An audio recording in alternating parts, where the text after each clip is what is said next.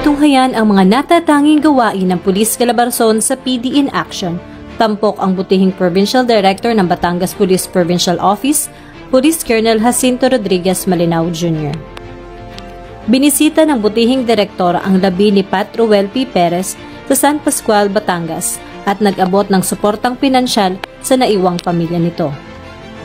Pinangunahan ng butihing direktor ang Zoom meeting kasama ang Command Group ng Batangas Police Provincial Office para sa lahat ng Chiefs of Police para sa paghahanda nito ng Bagyong Karina. Pinagplanuhan ang lahat ng hakbang na maaaring gawin ng bawat hepe ng stations upang matiyak ang kaligtasan ng bawat mamamayan sa lalawigan ng Batangas. Naghanda rin ang mga tauhan ng HQ para sa dagdag enforcement sakaling lumala at mga ilangan ng agarang tulong ang ibang bayan.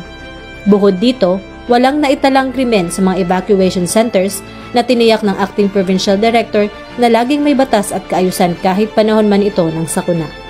Bumisita si Mr. Aya Bono, Pangulo ng One United Riders Club Philippines Incorporated at mga kasama nito kay butihing direktor upang talakayin ang BIDA program ng PNP na naglalayong mabawasan ng paglaganap ng droga sa pamamagitan ng edukasyon, multi-sectoral engagement at partisipasyon ng komunidad.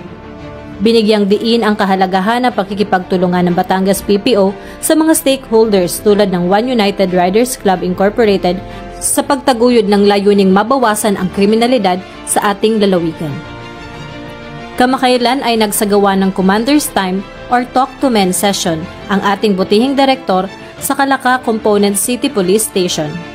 Sa panahon ng sesyon, itinampok niya ang mga direktiba ng Regional Director sa pag-iwas sa krimen na nakatuon sa estratehikong deployment, lalo na sa mga oras na lumalaganap ang kriminalidad upang mapanatili ang presensya ng pulisya sa mga mahahalagang lugar.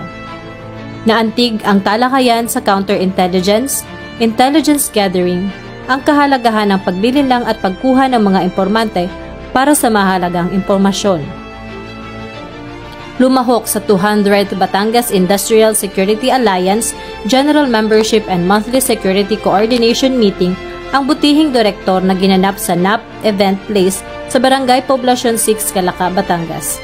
Sa nasabing okasyon, siya ay naging panauhin at tagapagsalita na nagbahagi ng pananaw sa mga operational at administrative accomplishment ng Batangas Police Provincial Office.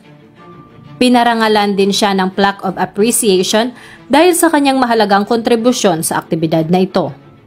At ito ang mga naging kaganapan sa Batangas Police Provincial Office sa pamumuno ng butihing Provincial Director, Police Colonel Jacinto R. Malinao Jr.